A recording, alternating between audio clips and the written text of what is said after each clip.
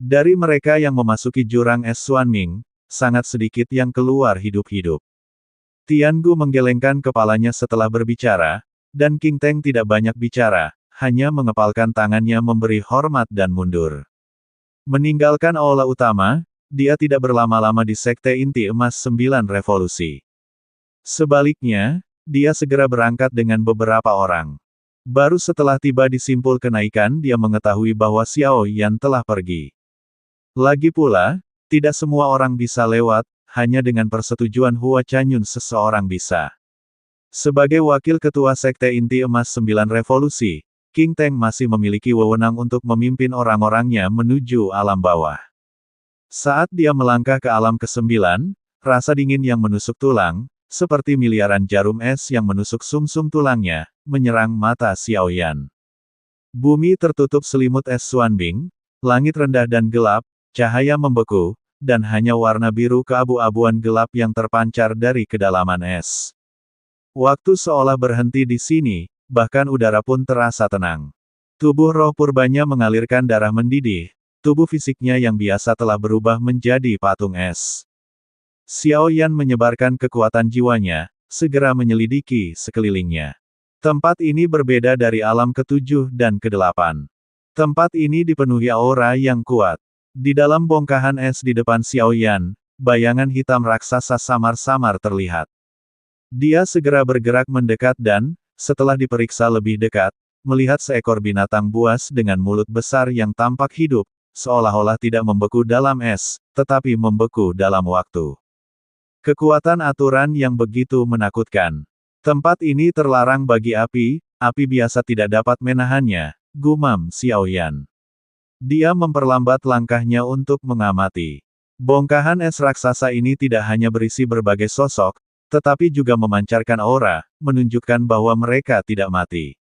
Beberapa bahkan merupakan seluruh kota, di mana mereka yang berjalan di dalamnya tampak membeku dalam waktu. Setelah beberapa saat, Xiao Yan menggunakan petir duri untuk dengan cepat melintasi es, lalu menggunakan jiwa void-nya untuk terus bergerak di dalam dunia beku. Tak lama kemudian, dinding es yang menjulang tinggi tampak membelah seluruh dunia. Tinggi dan lebarnya tak terukur, seperti pedang raksasa yang digunakan dewa untuk membelah dunia. Puluhan sosok berkumpul di dinding es, lokasi mereka tampak sebagai titik terlemah. Xiao Yan segera mendekat. Mereka dikelilingi oleh api pelindung berbagai warna, salah satunya memancarkan aura purba, jelas memiliki api purba. Senjata Xuanming berusia 10.000 tahun ini mengandung hukum dingin ekstrim, bahkan jika seseorang hampir tidak bisa masuk, mereka kemungkinan akan menjadi patung es seperti sosok-sosok di dalam es. Ada banyak gua es di dalamnya, yang konon berisi berbagai harta karun ciptaan. Mungkin, kita perlu bergabung untuk memasuki dan melawan artefak magis semacam ini, kata salah satu sosok. Pernyataan ini disambut dengan keheningan yang tidak biasa. Tampaknya tidak ada yang mau bekerja sama, karena dalam situasi yang sangat genting seperti ini, tidak ada yang bisa dipercaya. Risikonya terlalu besar. Tentu saja, alasan utamanya adalah di antara belasan sosok ini, tidak ada yang memiliki kekuatan absolut. Yang terkuat adalah Dewa Abadi tingkat 3, yang memiliki api primordial, berdiri dengan tangan di belakang punggungnya. Dia tetap diam, seolah menunggu seseorang untuk memohon padanya. Mungkin dia akan mempertimbangkannya jika dia adalah pemimpinnya. Tetapi pada akhirnya, semua saran ini tidak membuahkan hasil. Tidak ada yang mau mengambil risiko, dan beberapa bahkan bersiap untuk pergi.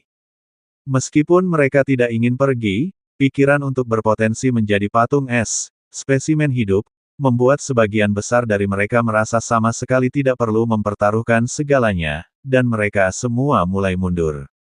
Namun, pada saat ini, aura yang kuat menyapu dari jauh, berubah menjadi pelangi panjang. Dari kejauhan, itu tampak seperti seberkas cahaya lurus yang melesat menuju dinding es. Kecepatannya meningkat dengan cepat, tanpa menunjukkan tanda-tanda akan berhenti. Pupil mata selusin sosok menyempit tajam. Ekspresi mereka berubah drastis, dan mereka segera mundur. Semua orang berpencar, ada orang bodoh yang akan menabrak koin prajurit Xuanming. Sebuah teriakan terdengar, seolah-olah benturan itu akan melepaskan gelombang energi yang mengerikan. Kata-kata itu hampir belum keluar dari bibirnya ketika semua orang melihat pelangi panjang melesat menuju dinding es. Wus! Kecepatannya begitu besar sehingga menciptakan ledakan yang memekakkan telinga. Angin kencang menyapu sekitarnya, diikuti oleh raungan memekakkan telinga yang mengguncang seluruh dunia. Sebuah lubang besar, selebar ratusan kaki, muncul di dinding es. Puluhan sosok yang menyaksikan pemandangan ini semuanya memiliki kilatan cahaya keemasan di mata mereka. Semua gagasan kerja sama dikesampingkan saat ini, dan mereka semua bergegas menuju lubang raksasa itu. Tanpa terkecuali, Xiao Yan lah yang berhasil menembus dinding es Xuanming. Dia masih menerobos es, yang tampaknya tidak berarti baginya, mengingat tubuh roh primordial kekuatan kuno yang kuat, serta kekuatan asal api dan asal petirnya. Ini semua adalah aturan kekuatan yang sangat dahsyat. Meskipun melemah setelah tiba di alam ilahi 9 langit, mereka masih sangat ganas. Xiao Yan melintasi dinding es, mengabaikan banyak sosok yang mengikutinya. Sebaliknya, dia menyapu kekuatan jiwanya di area tersebut, mencoba menemukan petunjuk, dan terus maju. Alis Xiao Yan berkerut. Dia telah tersandung cukup lama, namun dia masih belum mencapai ujung tembok es Xuanming. Setelah sekian lama, Xiao Yan akhirnya menyadari ada yang salah. Tubuhnya tiba-tiba kaku, dia tidak mengubah arah. Tetapi di hadapannya terbentang terowongan gua, auranya masih terasa. Apa yang terjadi? Mengapa dia kembali? Dia telah bergerak maju sepanjang waktu. Kekuatan jiwanya melonjak seperti gelombang pasang, dengan tergesa-gesa mencari petunjuk menuju inti jurang es. Informasi dalam gulungan giok yang diberikan oleh King Teng berakhir di sini. Dia harus menemukan jalan keluar sendiri. Dingin yang menusuk tulang adalah sesuatu yang belum pernah dirasakan Xiao Yan selama bertahun-tahun. Rasanya membekukan bukan hanya tubuh tetapi juga jiwa, dengan api yang menyala di sekelilingnya. Aura pelindungnya untuk sementara stabil, tetapi dia telah kembali ke jalan yang dia lalui sebelumnya. Ini membuat jantung Xiao Yan berdebar kencang. Dia benar-benar yakin dia telah bergerak lurus ke depan tanpa menoleh ke belakang. Yang membuat Xiao Yan merinding adalah pembekuan es yang cepat, yang terlihat mendekat dari belakang seperti pengejar tak terlihat, memaksanya untuk terus maju. Xiao Yan melanjutkan amukannya, es itu pulih semakin cepat. Dia melesat melintasi es, ketika tiba-tiba pemandangan di depannya membuatnya membeku. Selusin atau lebih sosok yang tadinya berada di luar dinding es kini berada di dalamnya.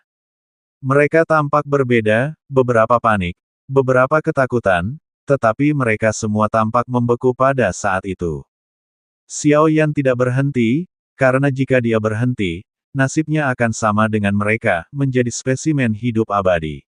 Berhenti. Pikiran tentang kematian yang pasti terlintas di benaknya, tetapi tanpa ragu, Xiao Yan menyalurkan kekuatan jiwa alam void-nya ke jiwa pergerakan void-nya, mendesaknya untuk merasakan anomali dan kelemahan di ruang ini. Entah tempat ini adalah susunan atau dirasuki oleh roh, selama itu, pasti ada kelemahan. Menemukannya akan memungkinkannya untuk menembus es.